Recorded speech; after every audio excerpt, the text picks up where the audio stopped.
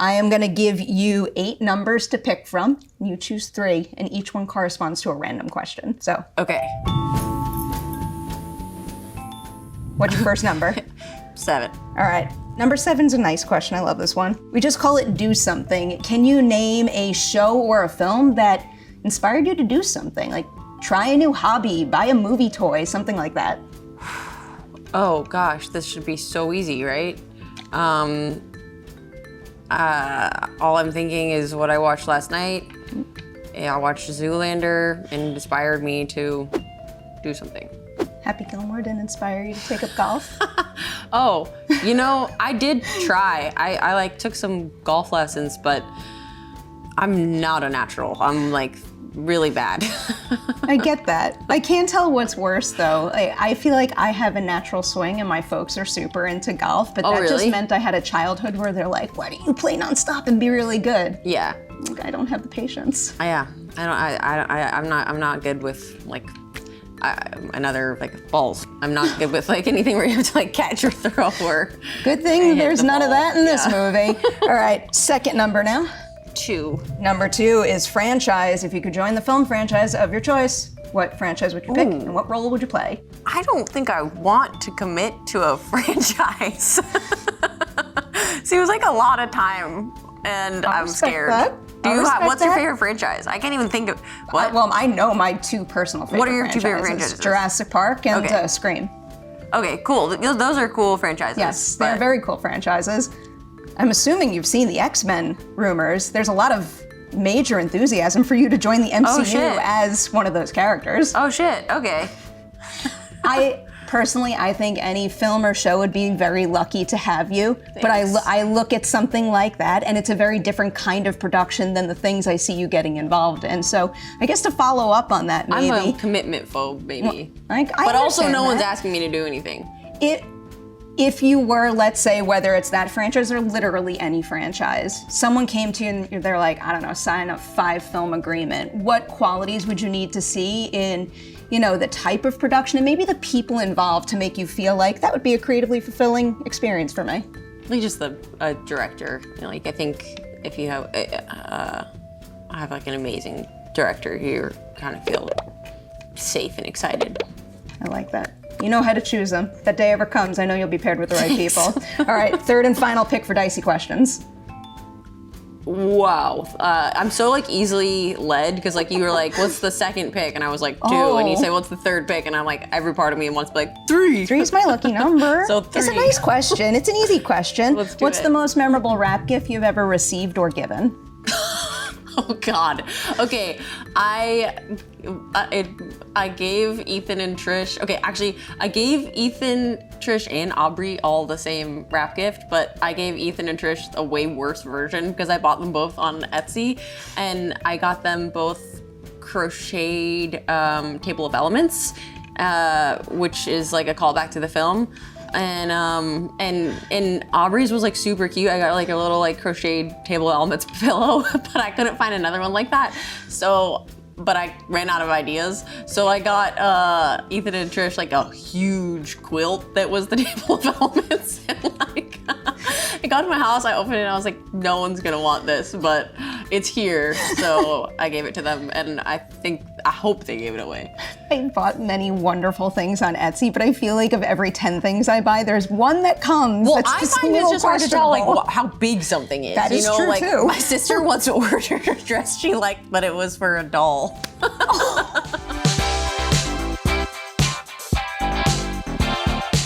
What's up, everyone? Welcome back to a brand new edition of Collider Ladies Night. Been waiting to have Margaret Qualley on the show for way too long. I'm so excited to have one of these kinds of conversations with you. Me too. Hi. What is the movie you saw, the performance you saw, the personal experience you had, whatever it may be, that first made you say to yourself, I really need to be an actor? This might be strange because my mom's an actress, but the movie that I saw that I was like, I think I should be an actress it's kind of a funny story starring Emma Roberts. And I saw it, I moved to New York at 16 and I didn't know what I was gonna do with my life. I was like living here alone and just a little aimless. And then I saw that performance and I was like, I kind of look like her. I was like, I'm sad too. Maybe I should do this. So that one. I mean, I kind of get those feelings. I definitely get the feeling of moving to New York and feeling a little alone. So when you were in that position, is there anything like New York specific that, I don't know, you would gravitate towards to, I don't know, make you feel safe and centered? Well, I mean, when I moved to New York, I was like in 11th grade. So I really just, at that time, I really just like hibernated and watched Gossip Girl until I got a boyfriend. The right TV show, seriously, can make all the difference. I'm going to backtrack a little now because I was reading into all of your experience training to become a professional dancer, and I have a lot of things that I'm curious about, but hope I articulate this first question right. But what was it about dance when you were really young that I guess like scratched a creative itch for you? Like the thing that I always think about is when I was a kid, I was very into playing the baritone saxophone, and sometimes like, I don't know, there was there was just like a warmth to a note you played, and it like scratched the itch in your brain that you needed. That's such a good way to put it. What was that version for you as a dancer?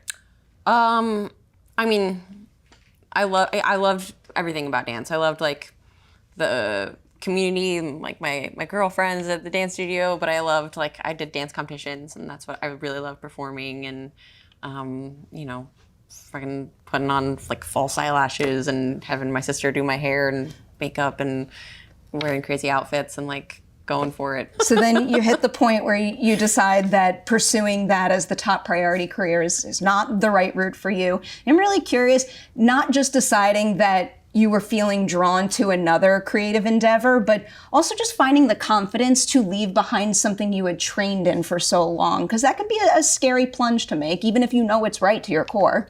Yeah, no, it was super scary. I think I really just realized like I wasn't quite good enough. Just to be honest, yeah, like I grew up in North Carolina, and like, I mean, this feels like I don't know what kind of interview this is, but like that was like dance competition world. And then I went off to like a ballet school and was like gonna maybe start doing, taking ballet more seriously and like having the goal to join a ballet company. But I could have like done it, but just barely. And it's a super hard life. And I didn't actually love ballet as much as I loved like performing. And to your point, like the doing the thing that scratched the itch was really just like dancing itself. And you know, I said I liked false eyelashes, but let the record show I didn't actually like those. Those are super hard to put on, and I hated them.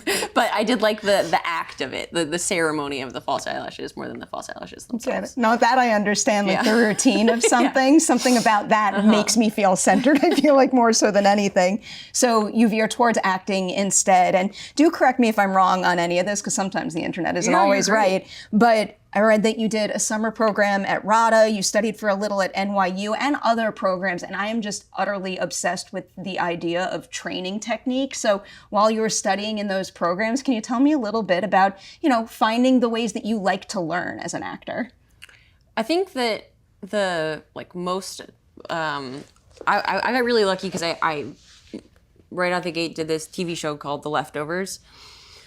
And so I learned the most just from working, from being on set, from working with other actors, and just trying to absorb as much as I could in real time, and also by making mistakes and like trying to. I think one thing that is super comforting about acting versus something that's like a little bit more technical, like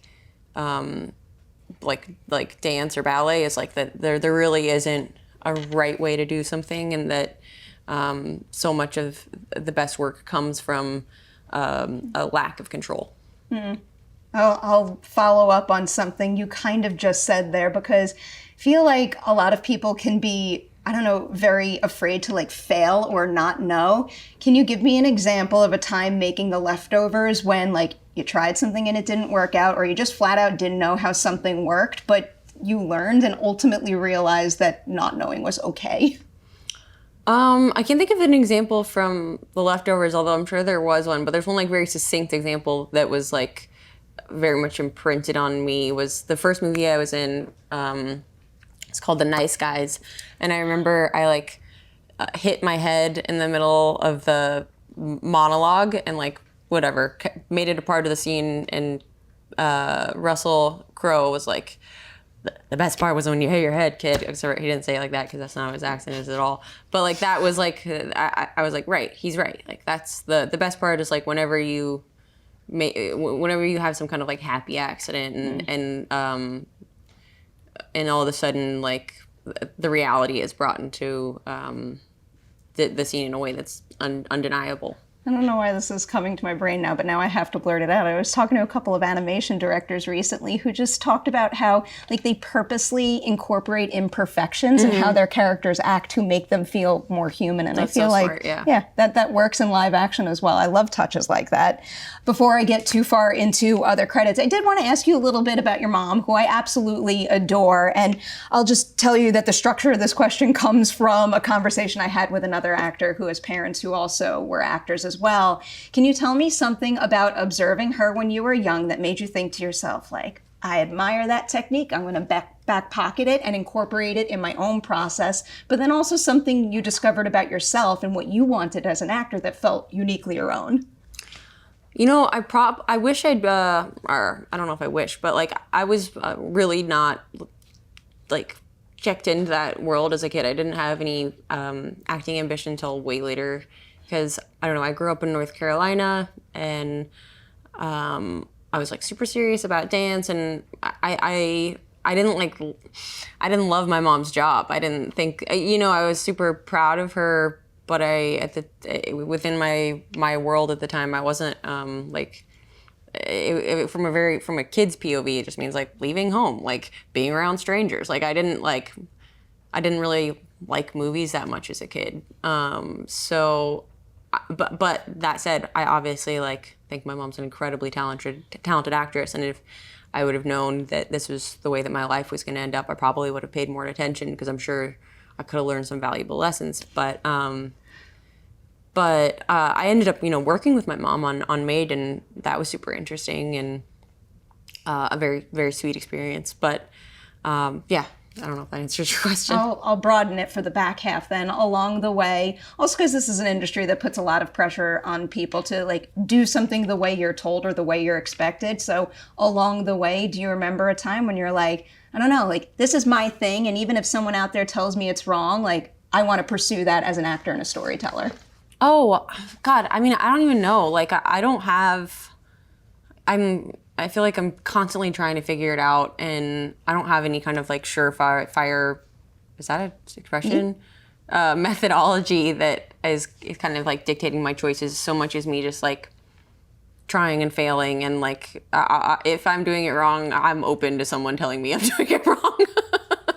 I mean, you kind of just said it there, and I will lean on a word that I've used to describe many of your performances at this point, and there's like a fearlessness to everything. Like you swing big, you put 110% of yourself into everything, and you don't hold back. Thanks. So I'll dig into that a little. So from my perspective, I see fearlessness 24/7. I know for the person doing these types of performance, it might not feel that way. So can you recall a time when, I don't know, you looked at something on the page and you stopped and said to yourself, like, I don't know if I could do that? I feel like that every time. I feel like every time I'm like just like trying to set something up in a way that I like. Yeah, I kind of always feel like I don't know if I can do this, and until the last moment, I'm kind of like bracing myself. Yeah. I don't know how you do what you do. Here, to get into that, actually, like I told you, I'm a big old nerd for training, and I love acting techniques, and just that there's a million options out there, and no one option is the only option. It just has to feel like right to you. So to dig into that a little, it's a massive question, but of all the scene partners you've ever had, can you tell me one that had a process that I guess was the most similar to yours, where the second you met, you two were immediately in sync, but then I also want an example of the opposite. Someone who challenged you to adapt and maybe try something new and for the better. I mean, I've worked with so many people that I loved working with. Like, I've had, if I'm talking about Honey Don't, like, I loved working with Aubrey so much. I loved working with Charlie Day. I loved everyone in the movie. But then you were just talking about Geraldine. Love her. I mean, I've had definitely more positive experiences than I have negative ones. But, I mean, sometimes like someone will say something that, like, I remember Julianne Nicholson on this movie Novitiate I did with her a long time ago, just telling me like, it's also, I think like first times are so scary, you know, and like I was just like scared to like yell and just I was like, how do you do that? Asking her how she was having this like fight scene. And she was like, I don't know, you're just fucking yelling. And I was like, right, yeah, you're just fucking yelling. Okay, you know, like, I think, like, the idea that you have to, like, build up, like, all of this, but I think that's just also just kind of, like, what it feels like to be, you know, 20 and be, like, I think sometimes you're so, like, scared to be inauthentic that, you know what I'm saying? I kind of do. I will never be able to fully access that. That's part of the reason why I sit in this seat, because I just marvel at what you all do as actors and how you completely give yourself to every character you so play, sweet. and there's never a false note. And for the life of me, I don't know how to. I've got a false symphony out there. Just take a look. I don't know. I'm racking my brain. I know your filmography pretty Okay, well. thanks. I can't think of anything. Before I jump too far towards Honey Don't, I did want to make sure to make a pit stop at The Substance, because when we last spoke about that one, it was at TIFF, and I wasn't allowed to talk any spoilers, but now I am, and I got questions. I love horror movie magic and prosthetics and blood and gore and all that good stuff. So 2 questions about that. First, when you read the monstro description on the page, what would you say is the biggest difference between how you pictured it looking that day and what it became when you were actually filming on set?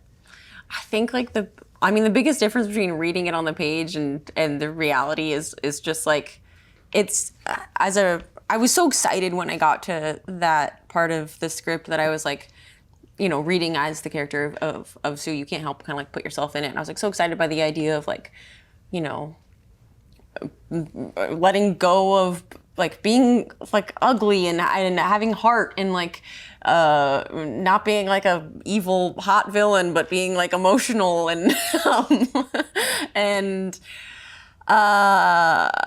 but then the reality of doing it was just like so much more taxing than I ever anticipated, in terms of I have a great amount of respect for people that wear prosthetics. And, you know, so I think I might be a wuss about it. Like I don't love like being like, you know, again, it's so why much time. I sit here and I'll let you do 4 that to hard 6 work. hours of like, no, but ultimately it is such a cool result, and like the people that made those prosthetics are so talented. The way that it came out is like specifically, you know, gorgeous. It's pretty incredible stuff. Yeah. So given what you just said, I'll ask you this question now. Can you give me one do and one do not that you would pass on to another actor who's about to do their first, you know, gore and prosthetic heavy performance? Just don't do it. No, I mean, I think everyone's got to do it once, and if you're a repeat offender, like, you got some masochistic stuff going on. That's very fair. All right, one more of the substance question, and I'm going to lean a little personal with this one, so if you'd rather not answer, feel free. But also, I'm kind of making an assumption with this question based on how I felt. So as a viewer, it just feels like there's a before seeing The Substance, and then there's an after seeing The Substance, where like truly after seeing the movie, I just found myself, I don't know, rethinking self-image and being kinder to myself. So having gone through that experience of essentially being in the headspace for months where you're trying to force yourself to play perfect, I guess how has that impacted how you look at yourself and also how you navigate this industry? You know, it's so hard to say, because like, I think, like, I don't know. I think probably the greatest part of it is just like having the conversation, having something be like out in the open and people communicating about something, because it's not like now I'm like, yeah, like I'm not perfect and it rules. Like I I think there's like it's deeply embedded in my brain to try to be, and it was certainly taxing whilst playing the character, but you know, I did Drive Away Dolls like right after, and that was a very freeing experience. And I think that sometimes like the reaction to to one thing. Like I wouldn't have. Yeah, I'm changed for the better. No, but I also think like I don't know. I think it's so confusing because you take a movie like that and it's a movie that's like doing the thing and saying the thing at the same time. So it's kind of just like endless and who knows what leads where. Do you know what I'm saying? Yeah, there's not that many movies out there that do that, like particularly from the actor perspective Right. too. The idea of like you doing it, but also the movie saying and making the point at the same time, Right, which is like something Yeah. I'll never fully understand because Yeah. I didn't have that experience. I think like the discourse around it's kind of the same too, and maybe the experience. Like it's all kind of a mindfuck. Really special movie right there. Here's how I'll somewhat bridge the gap to Honey Don't, because there's one upcoming project I really wanted to ask you about. It's Huntington, because John Patton Ford directed that, and he directed Aubrey in a movie that I love, Me too. Emily the Criminal. Yeah, she's so good in that. The movie's so good. Is that just like a happy accident that you two wound up working together, or is there anything about working with Aubrey on this that kind of paved the way to that? I was working with Aubrey on this when, I was already signed up to do that right afterwards, and I did like ask her, you know, how'd she like John? She loved him. They're good friends. But beyond that, there wasn't anything else. All right, going from Driveway Dolls to this now, can you tell me something about working with Ethan and Tricia on that set that made you stop and go, like, I love them as leaders and storytellers, and I need more of that in my life? Oh, I just had the best time working with them. Like, the way they do it is so singular. It's so specific, lived in and adventurous, knowing and playful. I like it. It's an amazing time, and I love being in their cinematic universe. Is there anything about their approach to the work that you found change a little bit here, given the fact that this leans into a different genre? I feel like this one's like a little more serious. I think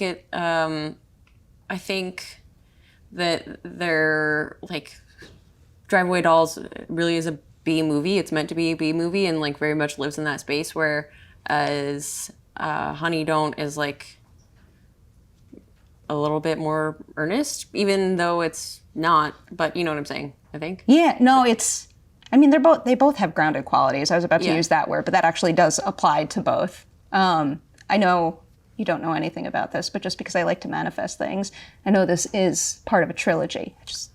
You have to be in it now.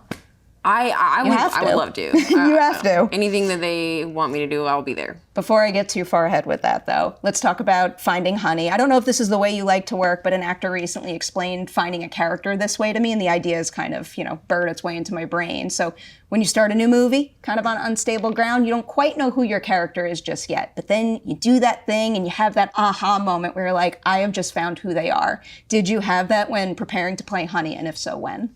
I had the opposite of that in the sense that I think we reshot my first 2 days because I was just like, I don't know what I'm doing. But I think I understand what you're saying. I mean, like, so much of this character was like in finding, it's like a specific kind of stylized, kind of has that like Humphrey Bogart kind of Lauren Bacall, like old-timey quality to it in this contemporary landscape, and then also kind of within the like natural Coen-y cadence. But also there's like, I don't know, I feel like by the time I shot for a couple weeks before Aubrey got there, and by the time she got there, it also kind of like turned everything up on its head because she's just such a brilliant actress, and like kind of what like there's she's just like so alive and so like I don't know, authentic and all the time that like she makes everyone around her better. That's a beautiful answer to that question. I love the fact that you could find new qualities of your character through your scene partners. I'm going to ask a whole bunch of questions that lean into that, but I'll stick with Aubrey for a brief minute longer. Can you tell me the first thing you saw her do on set that made you stop and say to yourself, like, you are 100% the MG to my Honey? The first thing I saw was just her behind that, like little jail, frickin', what do they call that? The You know what I'm evidence talking room? about? Yeah, but her behind like The partition? yeah, the partition in the I know evidence room. words? And she was just gorgeous, you know, just got to like, she's just a moody, cool, like, I don't know. She's the best. Yeah, you two are something else together. You have two other scene partners that I love, love, love, in Kristen and Talia. And Yes. I get like, maybe it's because I am an aunt, but seeing a good sister and a good aunt on screen just really speaks to me. And I love, especially when you're playing family, that's a really great opportunity to find new aspects of your character through them. So can you maybe tell me something that you discovered in Honey only through sharing the character with the actors playing your sister and your niece? Totally, yeah. I mean, I love Kristen, but Talia's become like a real life little sister to me. Like, I'm obsessed with her. She's so good. She's the best. She's the coolest. She makes me feel like Regina George's mom, being like, she keeps me young. Do you know what I'm talking about? I do. But yeah. Ethan and Trish were expert casting there. Their relationship just so heavily defines who Honey is in the most beautiful way, and how she carries herself and how she operates, like in the world in general, but also on this one mission that she's on, and I loved it. Yeah. Here's another scene partner that I was really excited to ask you about, Gabby. She's so good. The dynamic between you and her, she plays your assistant in the movie, like, I don't know, I was just watching it, I'm like, I love your vibe, and I kind of want a whole TV show of just the two of you cracking cases together. I don't know, can you tell, just because also I feel like a lot of our audience is not going to know her very well just yet, can you tell me a little something about her that made her the perfect scene partner? I saw her in Romeo and Juliet, and she freaking stole that show. It was insane. Like, she's so good. I was on blown. stage. Yeah. Here. Yeah. So sad I missed that. She was insane. But working with her was great too. I just like got to see a whole different side of her that I hadn't seen within the Honey Don't world. But yeah, she's amazing. She's so smart and cool. What was it like first starting to work with her and finding what that dynamic needed to be like between the two of them? Because, I don't know, it just wasn't what I expected, and I think that's why I gravitated towards it so much. I think it's like a callback to, what movie is it? It's like, it's not The Long Goodbye. It's, I'm trying to think. There's like this specific movie where like the secretary and detective have like this very like, kind of, 50s dialogue back and forth, but yeah, it's like it's a specific dynamic to figure out because it's supposed to be so lived in and secondhand, but I think she did that so beautifully. Could not agree more. I do want to ask at least 2 spoiler questions, but before I do that, I just want to ask you one more acting technique question, because again, endlessly fascinated by it. Can you tell me a specific technique that you have been leaning on since day one and still find yourself using now, but then also a new technique that Honey Don't challenged you to use for the first time? Okay. I love music. I think music has the ability to transport you to a different place pretty instantly. So I've always been a fan of just like listening to music. And then something specific to Honey. Yeah, something new that you had to tap into or try. I think sometimes it's like okay, like how much of like Honey's so much of an observer that like she's kind of like clocking the situation without like letting something out of her eyes. Do you know what I'm saying? Where you're like kind of like sitting back and taking, whereas I feel like I inherently like want to like come to you and make you feel good. Whereas it's a nice position to be in to like, I guess a simpler way to say that would be like to be in power. Yeah, I could see, I was also starting to think of the idea of like being able to see the wheels in a character's head turning, but without like blurting out exactly what they are thinking and how they're assessing the situation. Someone recently told me, because I ask every so often, and you can answer this after if you want, what is the most difficult thing to do on set as an actor? Like something that, seems simple that human beings do on a regular basis that is the most difficult to replicate for a scene. And someone recently told me... Laughing? I hear laughing a lot, but also lying. Like when a character is saying something to another character where I have to believe that other character will believe them, but I also know what they're really thinking deep down. Interesting. So is yours laughing? Yeah. I mean, I find laughing, I just saying, if something's not funny, hopefully you don't have to. I get it. You have such like a naturally infectious laugh too. Thanks. I don't know what I think. I think everything's hard.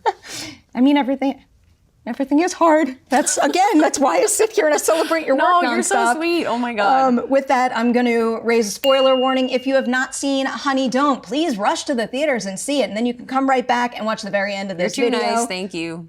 Always, because you deserve it. All right, 2 spoiler questions. The first question I have to ask, because, we were talking about the substance earlier. I love, gore, prosthetics, all that stuff. I also marvel at really well choreographed stunt scenes, and you have a great one with Aubrey at the end of this movie. I would love to break down the whole thing, but because we don't have that kind of time, is there a single aspect of that choreography that, I guess, was most challenging or tripped the two of you up the most? I mean, I don't know if this is the most challenging, but it was just the first thing that comes to mind is taking the tea kettle to the face. It's not easy to do stuff like that. Yeah, I know. It was just awesome.